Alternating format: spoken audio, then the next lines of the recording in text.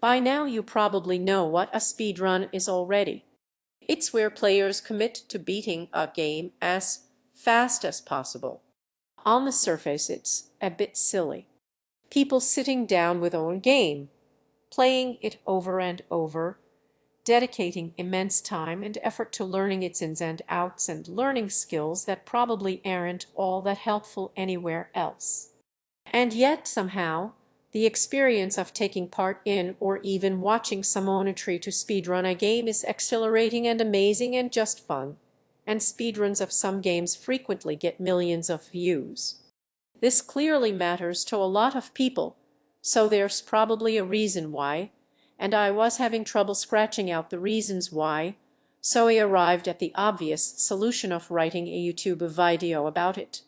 Speedrunning is really fun to watch, and stories about speedrunning are consistently fascinating, and I really want to talk about why, and no one's managed to stop me so far.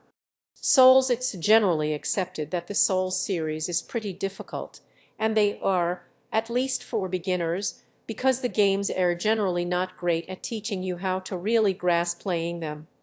I've heard there's already a video out there somewhere that drones on and on for way too long trying to explain this, so we'll ignore that here. This difficulty is the prime reason why speedruns of games in this series are so entertaining to watch. Owing to the game's inaccessibility and the time investment required to get good, as it were, watching someone blast through them is just plain fun. What's interesting in a more in-depth way about speedruns, though, is seeing how they develop over time, and Dark Souls is a perfect example of why. Part 1. Development. The earliest speedrun on record at speedruns.com, a fantastic resource, by the way, for Dark Souls, is by Japanese runner Twilight. In 2011, a lot less was known about how Dark Souls really ticked, and there was yet to be much of a community to help pick away at all the possible fastest approaches to the game, so Twilight's run consists largely of combining general tricks that were widely known early on for making the game easier or faster. For example, in Dark Souls, there are multiple different starting classes with their own stats, starting items, and abilities. While some do have unique advantages, the Pyromancer starts with the ability to throw fireballs, something none of the others can access for quite a while, so it's usually the one recommended to new players because if they're having trouble fighting, they can throw fire on people. I mean, come on. So Twilight picks them. It's not really a surprise. It's kind of the obvious choice if you were to think about how to speedrun this game if you played it a few times. The next big choice is the starting gift. Players can choose something extra to start the game with from a list at character creation. Normally in Dark Souls, early on to continue deeper into the game, players have to go through a fairly tough area, fight a difficult boss to get a key to another difficult area, then fight another boss there to progress through to another difficult area called Blighttown, which leads down to another boss, which is guarding a bell you need to ring to progress the game, but for, reasons. The developers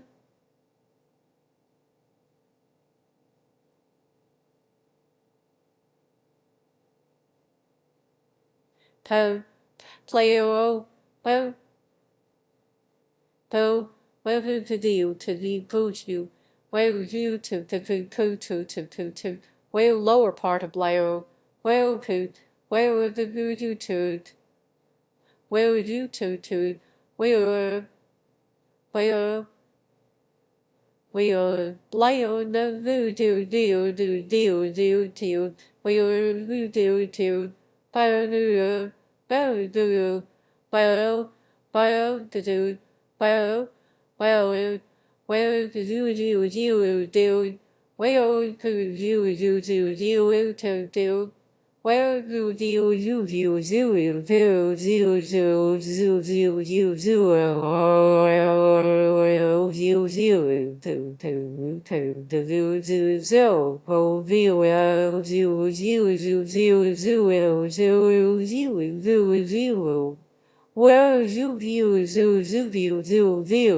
zoo zoo zoo zoo zoo oh view zoo zoo view view view view view oh. It's just the most obviously fast and helpful choice. I mean, look at the other ones. Binoculars, a rubbish ring, anan, a more rubbish ring, pendant, trinket, no effect, black fire bombs. What a garbage option. Why would anyone ever pick that? I don't know. I guess they re pretty good. I mean, they re more deadly than hbomb. What? Another initially obvious trick for speedrunning involves this drake that turns up early on and hangs out up here. Getting a decent weapon in this game usually takes some time, but once you get to this big scary boy, one recommended way for new players to get an advantage so they don't have too hard a time starting out is to sit in a safe place and spam arrows at its tail until it breaks off, giving you this sword. The Drake sword deals a ridiculous amount of damage for the place in the game where you can get it. It drops off in its usefulness quite quickly, but for early players it's just a fantastic weapon to pick up. But instead of wasting time and arrows, off which they had neither, Twilight simply dodged behind it when it jumped down and cut its tail off and then ran to the next area. This is one of the most cathartic things you can see in a speedrun. You know, you spend a bunch of time digging to its fire or getting kicked to death, and then you see someone else just steal its tail and run away with it and proceed to beat people to death with it for the rest of the game. And then you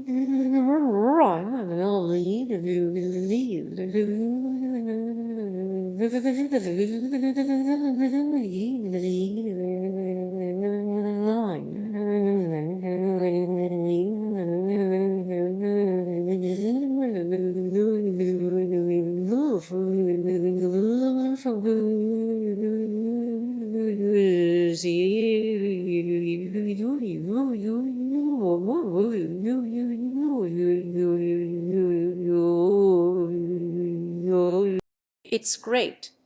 A lot of Twilight's early run consists of playing the game the way one normally would, but just doing more running and ignoring enemies.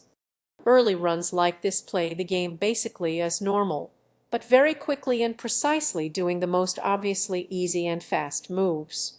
Twilight burns all the remaining bosses with their hot hands and grabs enough humanity that they can feed it to the daughter of Kaz and open a shortcut past all the major fire-based bosses, which obviously would take a long time to fight when all your weapons are fire. Have you ever tried actually fighting fire with fire? I am on a watch list now. After a lot of running past things and killing bosses, they gather the 4 Lord souls required to open the big door to the remnants of Great Uncle Gwyn, Smeagol Weekend Barbecue, and kill him so someone can finally call the fire department and they do it in an hour and 26 minutes in-game time. This is an ungodly fast speed to finish Dark Souls, but there was a lot of improvement to make. What I think is interesting about the early runs through the game is that they weren't just improving on execution of the same route or finding slightly more improved paths, but the nature of the entire route from the very start was still up for debate. Nothing was set in stone, even what type of character you chose to play as, and it wasn't clear what the fastest way would really be, and that's a really fun experimental period in the development of a speed run. This is where Dark Souls runs excel in the spectatorship aspect. In lots of other games, you don't have as much choice or freedom in where to go or what sort of character to play or what weapon to use. There are so many other paths or decisions that could have been made in a Souls game that the next run threatens to be completely different, and well, it was. The next world record was set 3 months later and has gone on to be the longest standing world record, lasting 13 months. It was set by another Japanese runner, Kita. I hope I am pronouncing that properly. Ki. And then it's a neon gate. So Kita. Kita. All right, what's really fun about this run was it diverged from Twilight's path immediately. Not only do they start the game with a different class right out of the gate, but once they make it to Firelink Shrine and you assume their run is gonna be similar looking but with slight improvements, they get up and immediately head in the opposite direction. Kita goes to parts of the game Twilight never even sees in their run. Firstly, they go to the Valley of Drakes, dodge between the drakes, and grab the red Tear Stone ring, which boosts the player's damage output by roughly 66 when they reach below 20 health. By playing more riskily, Kita becomes much more dangerous. This is the kind of improvement I love seeing in speedruns, learning to abuse a risk-reward mechanic to just get the rewards by simply playing really well. In a speedrun, a risk-reward item can very frequently become a reward. Then they run into Darkroot Basin and encounter the Black Knight there. Now, Black Knights are tough enemies in the early game. They don't take much damage even when you riposte or backstab them. You can see this is gonna take quite a how. He's pushed him off the cliff. Is rewarded with the Black Knight halberd. You only get this weapon for killing that knight like 20 of the time, and these knights don't respawn. This halberd forms the basis of Kita's strategy, so if they don't get the halberd here, they would have to start the run again. There are definitely countless runs on the cutting room floor that ended here just because. You can slightly increase the chance of it dropping if you have more humanity on you, but it's still like a crapshoot. Now, there's a reason the last thing you fight before the final boss is a Black Knight with a halberd. Gwyn knew what was up. This weapon absolutely mashes most enemies and bosses. Then they just keep going and run all the way around to the Darkroot Basin entrance to the Undead Parish, skipping several areas completely. After beating the gargoyles with a regular old axe, they use the souls they've gained to level up enough to equip the halberd, which they can now just about wield if they two-hand it. Kerta had precisely figured out the most efficient way to get the souls they needed to use this weapon as early as possible. This means they were able to utterly destroy the fire bosses that Twilight had to skip completely because of their weapons. It's literally faster for Kerta to run through all this and kill all these bosses than it is to gather the materials required to just skip them. Overall, Kerta saved 15 entire minutes over Twilight while killing more bosses. Most of the current record holders in Dark Souls use this basic strategy now, but they've saved even more time by discovering new holes in the game to exploit, like by messing with the camera system enough to go out of bounds and enter Sen's fortress early. They've improved the strategy so much that they don't even use the master key anymore. Instead, they use black fire bombs too. They use black fire bombs. Oh no. Black fire bombs. What a garbage option. Why would anyone ever pick that? I just shouldn't be allowed to talk about Dark Souls anymore. Someone should just fucking come and stop me before I make him another fucking idiot of myself. Could someone ever please stop me talking about Dark Soul? This just goes to show how much a run can develop. The once really obvious main choices of Pyromancer, Master Key, and Drake Sword have all, in turn, been superseded. The creation and development of new runs through games is really, really fun to watch, but in a way that's hard to describe. It's a kind of logistical fun. Is that a kind of fun? That doesn't sound like a kind of fun. Like a kind of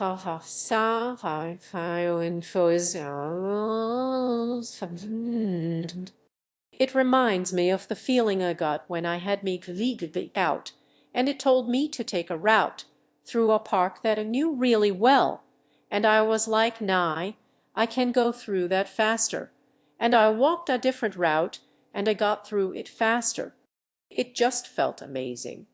It's a bit like the feeling I got when I decided I was gonna do me taxes 8 months early. Have you ever done your taxes early? Speedrunning is for you. Welcome, friend. Well, I have a script for this bit, but I forgot all the words. Part 2, Categorization and Arbitrary Knowing. I showed this script suggested better titles, so I'm just gonna have to go with these ones. Now, I have to admit, I've so far deliberately not mentioned something about the Dark Souls run.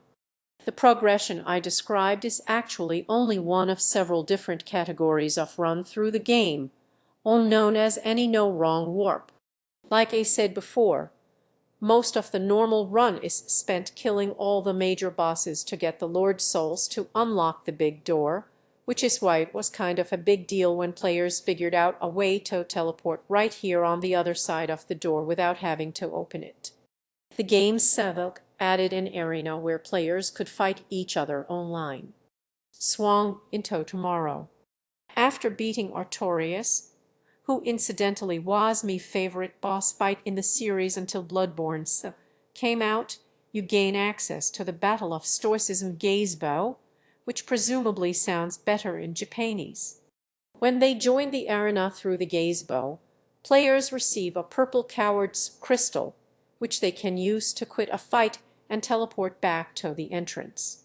It does this by telling the game to move you to a certain map and position, the map being the main Dulk area and the position being the entrance to the arena. Now, there are other items in the game which work similarly, like the homeward bonio or the dark sign. They tell the game to take you to the map where you last rested at a bonfire and the position of that bonfire. So let's say you last rested at the bonfire in front of the big door. Barring specific circumstances, using one of these two items will take you back here. Now, you can't normally use the purple coward's crystal outside of the arena. It's grayed out. Trying to use it makes your character have a panic attack and think about all the times they said, you too, when a waiter told them to enjoy their food but theirs. A glitch that allows players to use items even when they are not intended to by trying to use it, switching to an item they can use, like the Estus flask, while holding down the use this button still, running off an A,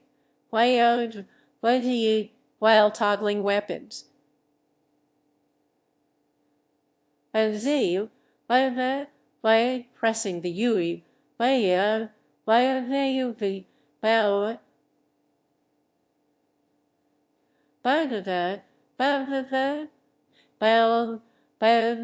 by the zero, by by the zero,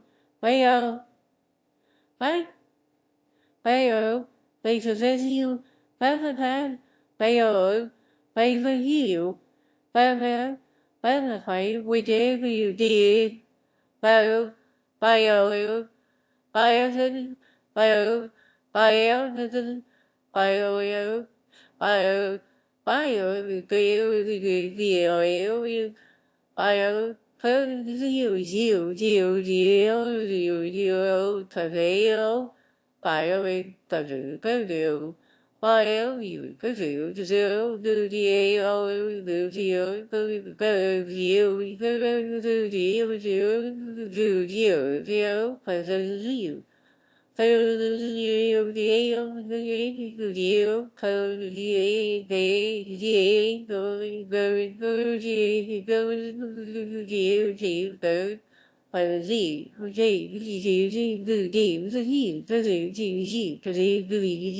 What a handy item. You can visit the gazebo whenever you like.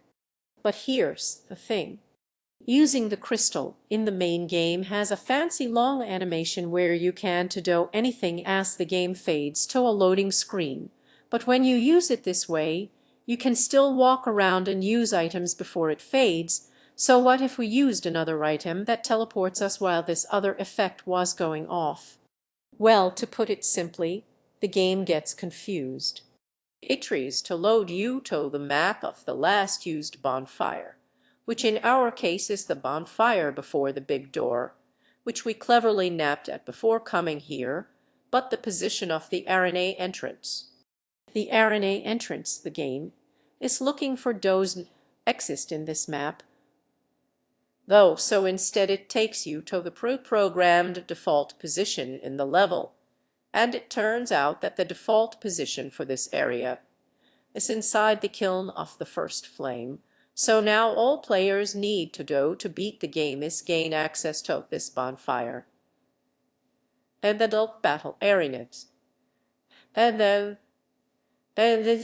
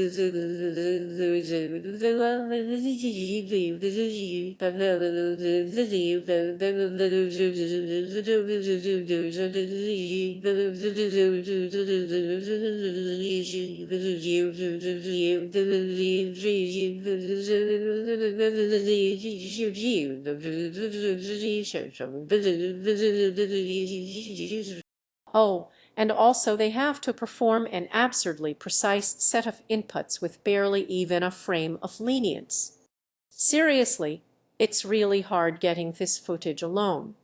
Took like 25 minutes, but if you can execute this consistently, which speedrunners are really good at learning to do, this method saves a lot of time. However, it was decided by the community to be so different from the other runs, since you have to both own the dulk and abuse a pretty major glitch, that all runs prior to the discovery of this glitch and after the discovery but which don't use it should be split off into their own separate category. At this point, the Dark Souls speedrun community has split the game into at least 14 different categories ranging from extra difficult challenges such as killing all the bosses or completing the entire game without leveling up to absurdist challenges like completing the game after collecting one of every ring item in the game. The Lord of the Rings run. That's a clever name. This kind of separation of a run into distinct categories also happened in Bloodborne. When the game was initially released, a glitch in some of the architecture for the game was discovered, resulting in the player being able to leap off at an angle from a coffin and get onto a raised section of wall, then do an attack at another part of a wall to clip through, skipping a whole bunch of the game.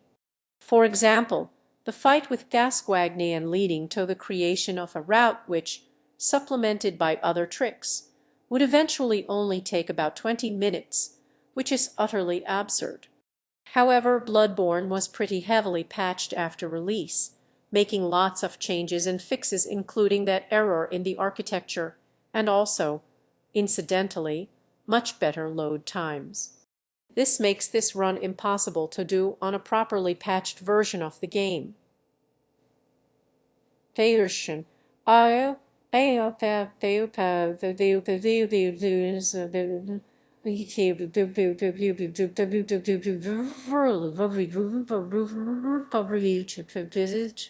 It also means the version of the game you would play today on an online store would be unable to do the fastest speedruns, which puts you at a pretty major disadvantage. The solution was for new categories to be created, so runners could run the original version of the game if they wanted, but runners could also compete using the current patch. The current fastest patched run of the game is slower by 8 minutes, although, incidentally, because of the massive fixes to load times, despite the in-game timer telling you it's almost 8 minutes slower, it's a minute faster to watch in real time. Bloodborne was messed up when it came out, wasn't it? Bloodborne's a really interesting game to run, as well in general for a lot of reasons, one of them being the beast blood pellet, which adds a meter filled by dealing certain types of damage, and the higher the meter, the more damage the player both deals and receives. It's a bit risk-reward in normal play, but it's a godsend for speedrunners, and in some ways it makes the game easier for speedrunners by specifically rewarding fast play. The diverging any categories in these games raises interesting questions about the hobby. In games with multiple categories, which one is the real speedrun? Why are some glitches and tricks permitted and others not? Should the goal be to create the fastest singular run and agree on one standard set of rules for what the speedrun should be? And how does one decide when something is allowed and when something should be a separate category or banned? Well, it depends on both the game and its community. A game that's impacted by these questions in a big way is Mirror's Edge. Mirror's Edge is a game very close to my heart, to the point that I've speedrun it before as well. If I'd bothered to submit the run to speedruns.com, I'd officially be in 201st place. The thing about Mirror's Edge is it's a game about moving very quickly. The player character is very mobile, has a diverse set of moves across surfaces, and for picking up speed, and different ways of jumping onto, off of, and across things. There are also a lot of little ways the mechanics can be manipulated to go even faster. This makes it an ideal speed game. This runner just executed a trick so quickly at the beginning that you probably didn't even see it. Right as they loaded in, they turned to the side and did a side hop, which immediately gets them up to top speed. This is one of my favorite tricks right here. Normally this pole-like, you have to slowly do a balancing act as you walk across it. You retaking your sweet old time. Runners have reached the point where they leap onto it in a straight line and don't fall off, and then turn and do another jump off of it, so they never have to do it. It's incredible. Playing Mirror's Edge as fast as you can, and then going online and checking out a speedrun is a really fun experience. There are so many nuances and specifics to the game's level designs and movement mechanics that it's just a joy to see how much extra speed can be teased out. But the game's parkour focus and aesthetic also poses a question for runners. What does it mean to speedrun? What does it mean to speedrun Mirror's Edge?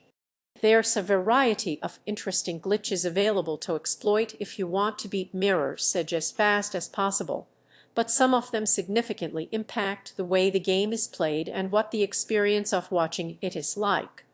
Take, for example, the out-of-bounds glitch or oob. Plenty of games let you get oob off the level and use this to get to places meant to be reached through slower or harder means.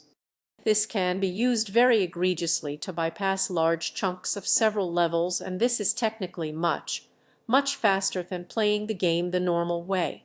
But it also runs counter to the sort of principles that make Mirror Sedge the game you'd want to see speedrun in the first place, doesn't it? It's a game all about motion, finesse, clever use of controls and timing toe skirt along the edge of the proverbial mirror, not to clip through it and then just win.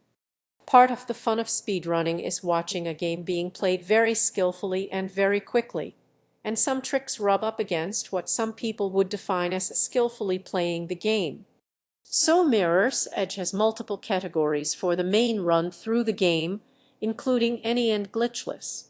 In any, you can be treated to a faster run of the game using a lot of technical trickery to run across surfaces in weird and impossible ways, accelerate far faster than was probably ever intended, abuse a bizarre mistake in the wall run kick programming that allows you to jump on one frame right afterwards like Faith had a double jump or something, slide into parts of the world you were never meant to see, have an ulster trip nightmare, as every frame of Faith's movement is suspended before her eye. So they're moving to stop tire tire highway tire whoa tire we tire tire the wheel tire so tire tire tire tell me woo tell the woo wow whatever we are the how review the you do kill is the you the I review very sure very sure I review the view the will I review you I review well I am bowing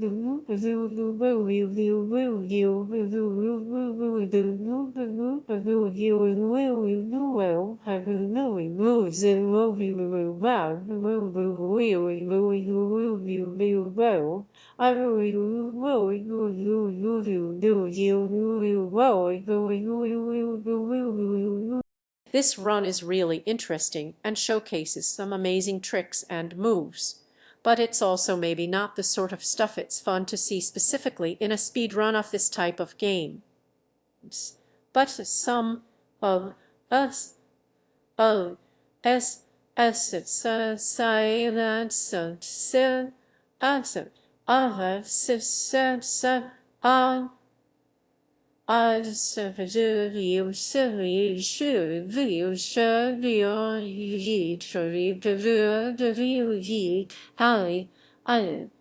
this is obviously highly subjective, of course, but the community seems to agree with me, so we win. In around 2013, they introduced the glitchless category, which specifically prohibits using major glitches that alter the flow of the game in this way. Glitchless runs don't go out of bounds, don't abuse the weird extra jump you can get from kicking off a wall, and prohibit a few other specific tricks that some people might deem against the spirit of Mirror's Edge. Glitchless has never and will never be faster than any %, but to me at least, it's even more entertaining to watch. Runners in this category are navigating through more of the intended world of Mirror's Edge, which, for someone who played and really liked the game, is a way more interesting challenge. All kinds of segments that are completely avoided by fairly easy tricks in any % have to actually be played and routed properly in glitchless. Let's compare just one jump across both categories. Here's the entrance to their pub building in the second level. This jump is one of the first properly taught jumps in the game. It's a long distance, but also involves downward traversal. You have to approach it at speed and jump really late, but also roll when you land or you get hurt. Either rolling or taking damage is really slow. A runner doesn't really want to do either of those things. In the current glitchless world record, the runner executes an incredibly skillful maneuver to take full advantage of this rail here, so they land on the rail instead of the regular ground, which prevents them having to roll or take damage. But they also turned in midair and executed a side jump to immediately get back to top speed when they landed. This is really, really cool. It's really difficult to do. I can't do it. Here's the same part in the current any world record by fellow Trax. Trax abuses the wall kick jump to effectively fly over this challenging gap, landing safely on some of the game's trademark white plant furniture stuff. Extrapolating tricks like this across a full game run makes for two very different and uniquely interesting paths through the game to watch. Earlier, I asked the question of which category should be considered the real speedrunner of the game, but I don't think there an objective answer, at least for most games. Even in Bloodborne's case, using bugs that were patched out later, this is a version of Bloodborne that was released, and it beats the game as fast as possible. And in Mirror's Edge, maybe clipping through walls should be seen as just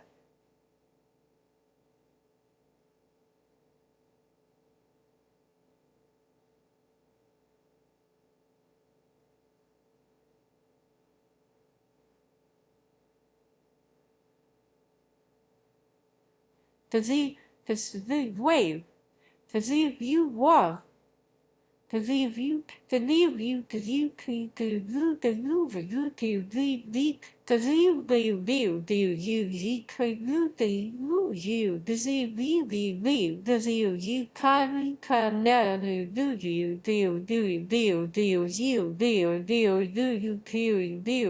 and ye, dance, and you, to you, can, do, well. But you do and do you so you do fire valley do fire this is you fire you and you send z but you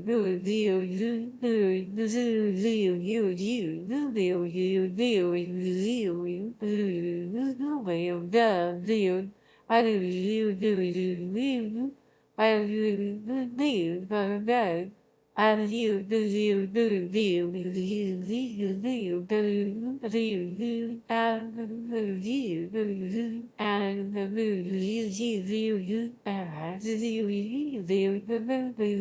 Ivy only talked about one of the extra wounds so far.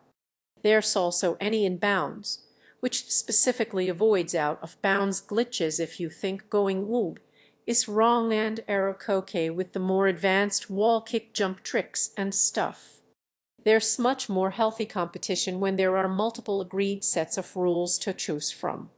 I imagine if there had only been one ruling for how to speedrun Mirror's Edge, it would be a lot less satisfying for a lot of runners and wouldn't have seen quite as many runners come and go over the years.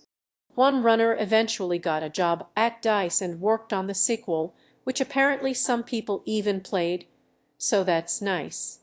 Speedrunning is a completely arbitrary challenge, one that most developers never even think to account for.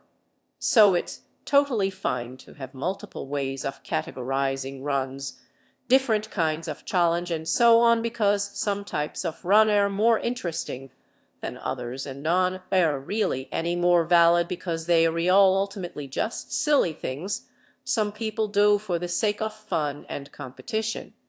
I think it's cool that even what it means to play a game quickly can be up for discussion sometimes. My favorite type of Mirror's Edge run is the 69 stars category, which is very nice. It's the category for running through all the game's optional time trials in one sitting and getting all the stars. It really embodies the things I enjoy the most about the glitchless speedrun. It's just great performances utilizing mechanics mostly intended by the game's developers. Runners do awesome stuff like ignore the game's inbuilt run-ups for big jumps and instead make really precise movement over them to jump manually at the edge and make it further and faster. It's awesome. The current #1 record is by Voitium. I'm not sure, who got in just a teeny smidge over 21 minutes due to a couple of minor mistakes. You re-kidding, right? Someone is going to beat 21 minutes in this category, and I can't wait. It's gonna be awesome.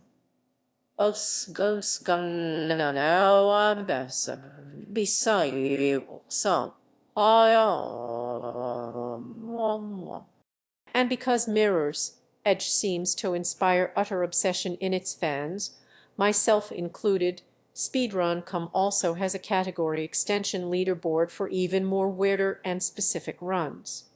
Oh, Speedrun.com/me-meme. Hehe. It's pretty great. There's a true glitchless category here for weirdo purists like me who just want to see the actual game played near perfectly. There's categories that often only even have one or two submitters where, like runs where one runner uses the mouse and another uses the keyboard, or where two runners each use half a phone controller. Honestly, this is just getting silly now. What about a new game plus category where players chapter select the last segment and beat it in 13 seconds and people are genuinely down to counting milliseconds to figure out who was actually the fastest? What about reverse boss order, where runners chapter select to each boss in the game in reverse order and time beating each of them? What about reverser bow, where they bow backwards? Why would you do it like that? That's just boss. Why is it called that? How about NEX 25, where one runner has decided to run the game 25 times in a row, which took over 17 hours and which they openly declare no one will ever beat? What the fuck are your sidesteps right now? I told you I am not even paying attention anymore. Why would you do this, heck again? Was your 60 millisecond lead in New Game Plus not enough anymore? Did you need something stronger?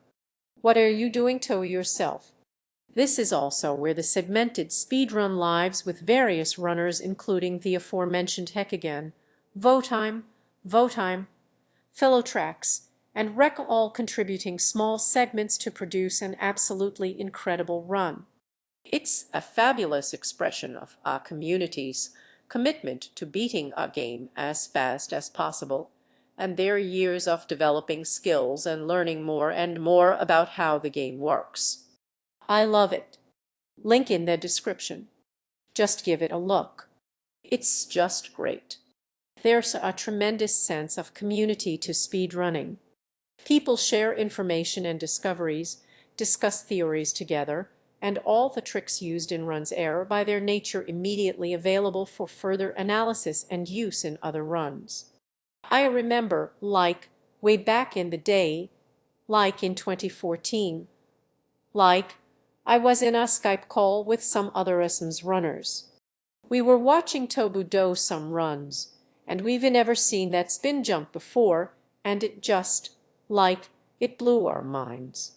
We like, okay, I'm never gonna go for that, and that was just, like, commonplace. So that just goes to show, like, how far this game has come. Yeah. Speedrunning is an almost inherently collectivist activity in this sense. While there is competition to be the best and take or hold the record, almost no record holder has completely earned that position all on their own. The best runs owe a debt to the discoveries and ideas contributed by previous runners. The best run is often representative of many people's contributions alongside the runner's own skill, of course. In a sense, speedruns are always a group effort. It's really not surprising that awesome charity events like have emerged from this space. It's just a grander scaled version of what speedrunning had kind of always been. And a speedrun and silly. I am serious. Why will you why I all want to release on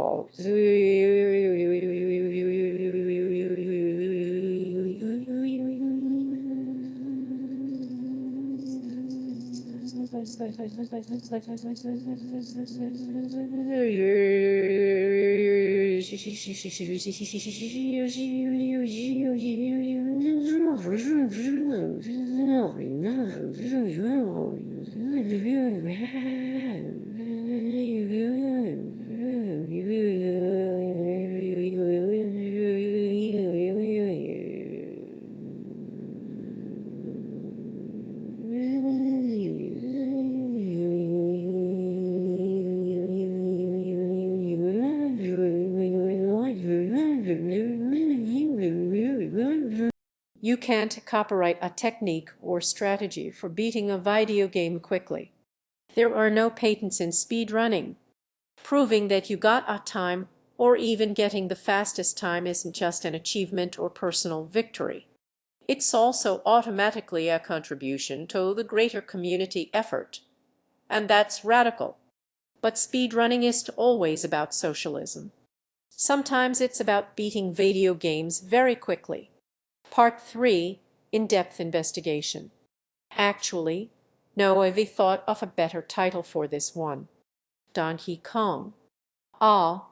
Donkey Kong 64 theme Donkey Kong 64 theme Donkey Kong 64 is a game by Rareware for the Nintendo 64.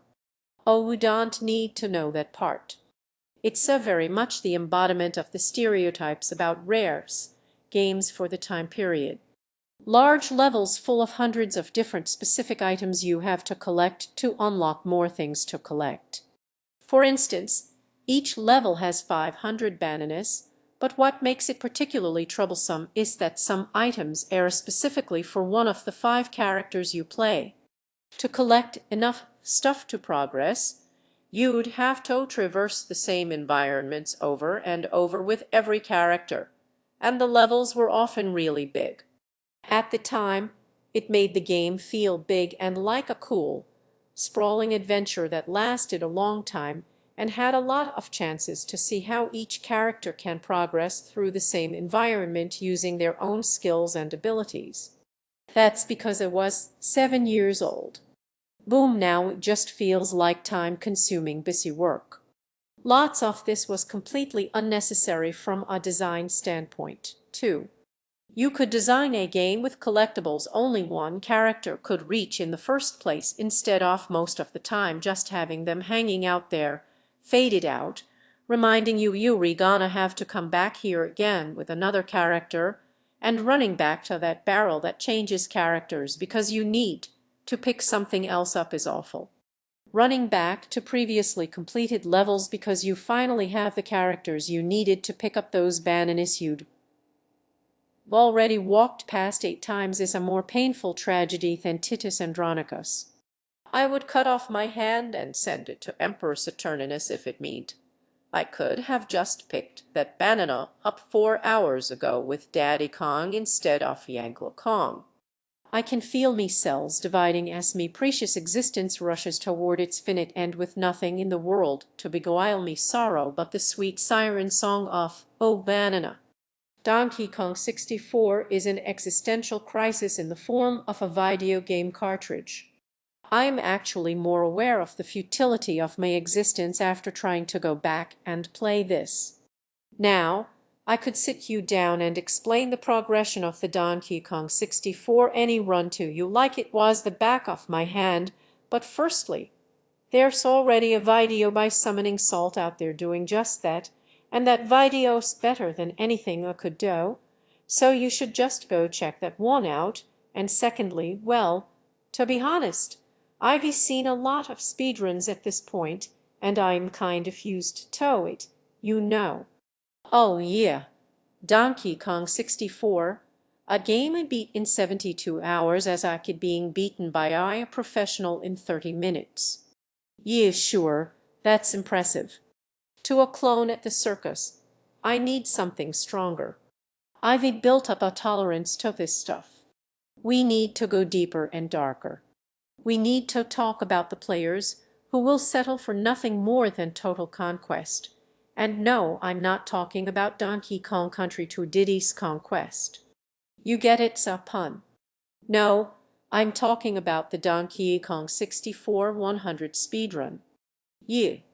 Well, technically, so the 101 speedrun because Rareware were pretty good at ironically recognizing that they'd put way too many collectibles in their goddamn game. To achieve 101 completion, players must collect the Nintendo coin, the Rareware coin, all 8 keys, all 10 battle crowns, all 20 fairies, all 200 golden bananas, and all 40 banana medals, each of which is awarded for collecting 75 of Kong's bananas in a level for a total of 3,000 bananas. Hey, but sometimes they come in little bunches of 5. Thanks, Donkey Kong. The rules list for this run on Speedrun actually includes the stipulation that to submit runs for this category, you must hate yourself. Runners in this category endure such supreme torments that one of them fucking streamed themselves breaking their cartridge to make sure it was over. This is my cart. Fun fact. Did you know that the PAL version of the Donkey Kong 64 cartridge was gray, but the US retail version was banana yellow? Hey, you'll learn something new every day. This run is challenging in far more ways than the traditional run. In that run, your objective is fairly simple. Find the fastest way to the end, whatever that way may be, abusing cutscene glitches, level skips, moon jumps, etc., effectively ending up with runs where you do as little as possible. This run's core is having to actually do everything the game asks of you, planning the most efficient route possible through all of it, and then somehow actually doing it all precisely and quickly, but with hundreds of golden bananas to collect, and some of these can be very challenging, and thousands of bananas. Executing on all of this in succession introduces a new kind of test for these runners, resilience. Paradoxically, as with the beast blood pellet, when quicker strategies are found, often that makes the game easier to beat because the length of time you have to focus on execution has gotten shorter. You only have to pull off 30 minutes of good stuff to beat the any run in 30 minutes. If something takes around 5 hours to beat, that's 5 hours of time to make mistakes in. 5 hours to get tired or lose focus or slip from your intended most efficient path. These runs are essentially torture, and they amazing. There's a 3-year-old run by German runner 360 Chrism that took 19 hours and 53 minutes. The best part of this run is it has face cam. You can watch in real time as the sun sets and rises, and he gets ever closer to making it to the end. He no-sells it too. Like by the end, he still doesn't seem that tired. It's kind of awesome. Despite there being plenty of runs that are way more optimized, the better runs push the 5.5 hours mark. There's something very special about runs like this one where they probably know their planned route is gonna take them a full day, but they sit down and do it. I kind of love runs like this just for their sheer dedication, regardless of how efficient they are. You. Who? Sub 20 boys. P boys. I'd by 4 hours and 6 minutes. Pretty solid. Wait. His last attempt took nearly 25. How holy shit. The various runs of this game have led players to look very closely at almost every aspect, even going so far as using hacking software to analyze the code in detail, looking for anything it can be exploited to make runs faster. 64 has been investigated in a level of detail greater than the developers could have ever intended or expected, and that's led to new discoveries but also to something really cool. Enter Isotarge. Isotarge is a runner with a really respectable time in the any category, but it's also the longest standing run in the top 10 by far. In fact, it was the world record for 6 months back in 2015. Isotarge has made a lot of contributions to the community, including spending a lot of time digging around inside the game's code, finding new glitches and holes in world geometry and so on. Anything that could be exploited to get better runs. Isotarge has found a lot of cool stuff in the game, including this image of a Rareware employee's face hidden inside the game's files, which looks like it's been edited in a Game Boy camera, but they've also found stuff like this. Out-of-bounds collectibles. It's common for developers to leave items and objects in places players can't get to in the game proper and not worry about removing them, like this coin hidden in a wall in Mario 64 that someone actually figured out how to get. And since these items exist well outside the intended scope of the game, runs don't usually consider them collectibles as part of a run. They re more cool oddities that shouldn't really be considered as game objects to be collected. But what if an item was absolutely collectible without any glitches, but no one had found it before? One day when messing around in the game's code looking for flags for collectible objects, Isotarge found a banana coin that had been accounted for in the level Fungi Forest. Banana coins in 64 were used to buy up items and upgrades, and because this is Donkey Kong 64, there are 6 different kinds of banana coin. There's one color for each character, but also a multicolored one, which is usually hard to find and gives 5 coins to every character as soon as it's collected. There's only 15 of them in the game, 1 in each level except Angry Aztec, which has 2, and 7 in the hub world of Ka. This new coin wasn't any of the ones that had been collected before, but unlike the other items, this one was out of bounds. It was hidden in a place no one had ever thought to check, hidden in the tall grass in the level, right about right about here. And there it is. As far as I can tell, this coin isn't mentioned anywhere on the internet prior to its discovery by Isotarge in the game's code, and it's not in any strategy guide from the time period I can get my hands on. It's not really known whether the developers put this coin here intentionally or forgot to remove it, or why they thought to give so little indication it was there. It's easy to see why it was missed for so long. Now, a cool kicker to this story would be that it invalidated all the 101 runs, or it turned out that there are now technically 102 runs or something, but banana coins aren't counted for percentages on the game's menu screen, and the total amount of coins you can get isn't even listed in the game anywhere. The 100 run doesn't even include all of the bananas because the game only counts banana middles towards completion, so they don't even get all the bananas in the runs where you get 101 completion, which is a bit of a disappointment, really. You should get them all next time.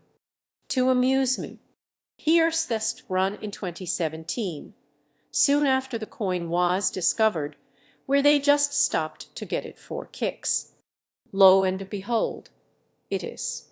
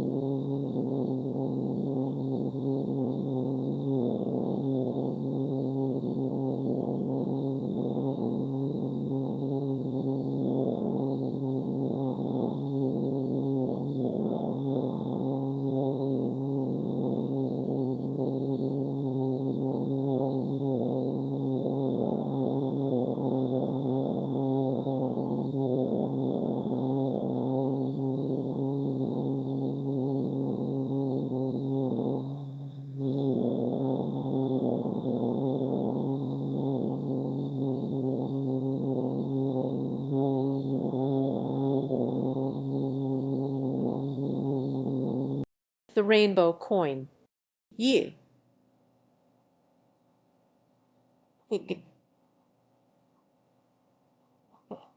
Oh, that rainbow coin has been hidden basically since the game came out. So, oh, over 16 years, right.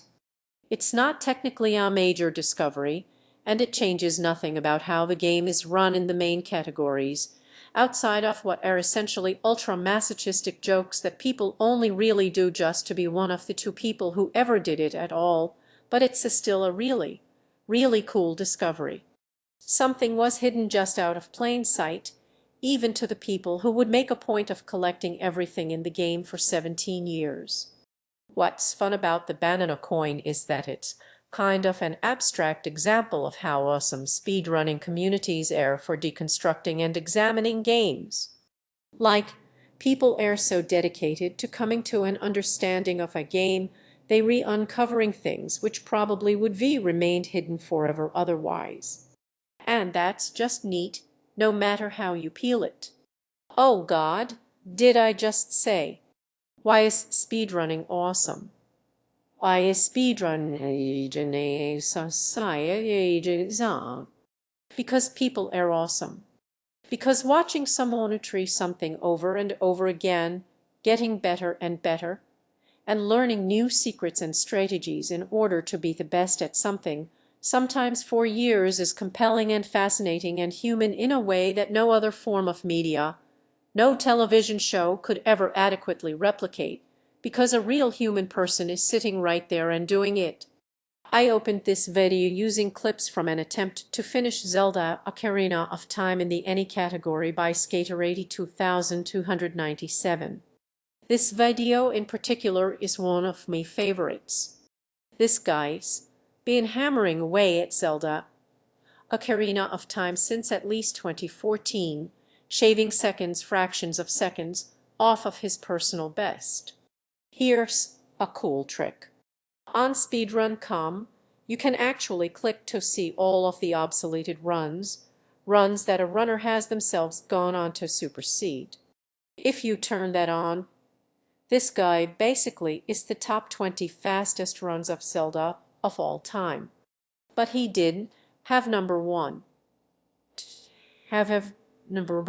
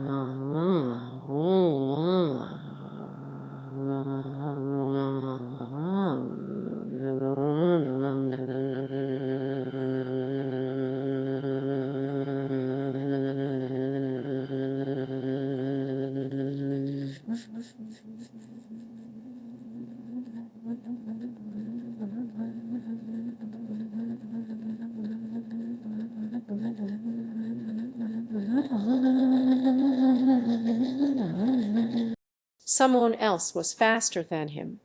So he just kept going and going. And you can see all of his runs. And live on his channel, you could have seen all of the many, many attempts that went into even getting those runs. And in this run, you see him get annoyed by the tiniest things. Goma doesn't activate for about a second longer than he thinks it should, and it just frustrates the hell out of him. Dude, fuck you, fuck you, fuck you, fuck you, fuck you. No, fucking shit, dude. Fuck off. I am mad. Now fuck off. He's angry about this boss not spawning fast enough, even though he can kill it in seconds flat. That was bullshit, dude. That was utter shit. That was bullshit. A random onlooker would wonder why someone did this to themselves, did something over and over, even though it clearly wasn't any fun for them. But then they get deeper and deeper into the run. They deeper and deeper into and they start to realize that this might be the one. The tone changes. Things get quiet. This might be happening. Is it happening? Oh my God. Oh my God. Oh my God. Towards the end, he can barely even control his breathing. He's panicking. He's anxious. But he knows that if he can just execute on the ideas that he's been developing for years, this might be it. Oh my God, dude. Oh my fucking God. Oh. Okay. Okay. Yes. Dude. Fucking yes. Yes. Oh my God. Yes. Yes. Yes. Dude. Oh my God. Yes. Oh my God. Oh my God. Dude. This run is currently the fastest run anyone has ever done of The Legend of Zelda: Ocarina of Time. And then, in that moment, in that period of being utterly overjoyed at this achievement, it becomes clear why people do this. And what you can get from this that you can't get anywhere else. It's a story, not something written or directed by someone. A real human story. It's a story of perseverance and triumph. And it's derived from something so small and silly seeming, but that only makes it more beautiful in a way. And the best part is the story's not over. There's almost always more to learn about how to run any given game.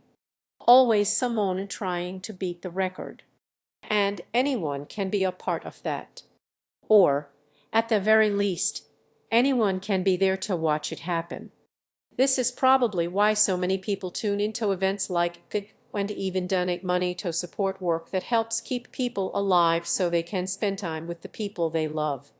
Or, watching speedruns. Okay, I have to admit, I told a bit of a porky pee earlier. That's Cockney rhyming slang for lay, which I clearly know, obvious Cockney, that I am. I never actually beat Donkey Kong 64 as a kid. I played it for 72 hours, and then I could beat the Donkey Kong arcade part near the end, which you need to do to unlock the final boss fight. So I had 72 hours of play and nothing to show for it. And frankly, that's piss. So to finally put this little fucker to rest, I'm gonna stream it. I'm gonna start the game again, and I'm gonna get absolutely everything in that game, including the rainbow coin just to bring everything full circle, and I'm gonna get absolutely everything, all the bananas, not the minimum required for 101 completion, and I'm not gonna stop until it's done. I will fall asleep in me chair. I'm not that resilient, although it is currently, no joke, 2:41 a.m. Hope you can see that. So it might do okay, but I should probably rig it up so that if anyone donates, an air horn will go off and wake me up. Let's just torture me for other people's enjoyment. And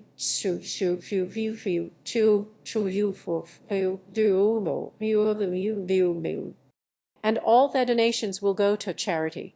So finally some good can come out of Donkey Kong 64, because certainly no fun has come out of it. Anyway, thanks for watching this video.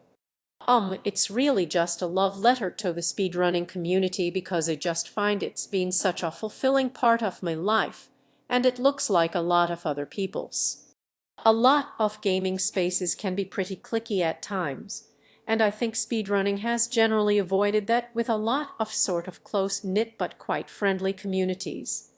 A lot of people were really forthcoming with information when I was doing research for this video, and that was just really awesome. And I just think it's cool how people can share the things they enjoy and learn more about stuff and occasionally raise quite a lot of money for some really good causes. I just think the whole thing is so fun and kind in a way that you don't see very often. So, yeah, just thought it was nice. Probably could have thought of a clever ending to this video.